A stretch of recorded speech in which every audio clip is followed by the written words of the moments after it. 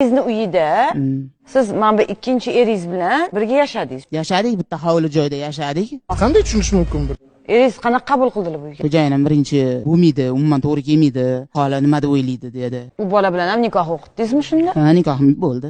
Qanaqasiga sizni ikkinchi eringiz bilan uni uyda yashashiga ruxsat berdi? Majbur bo'ldi. Hozir yashayapsizmi u yigit bilan? Yo'q, u bolani keyin bu mahalla haydab yuborishdi uni ham. Lekin qanaqa u sizni ikkinchi eringizni u yoqqa olib kelishga qaysi aqlingiz bilan qanaqasiga ular sig'dirishdi ikkalavingiz yashashingiz? Jinsiy aloqa bo'lganligini turmush o'rtog'ingiz bilganmi, bilmagan? Bilgan.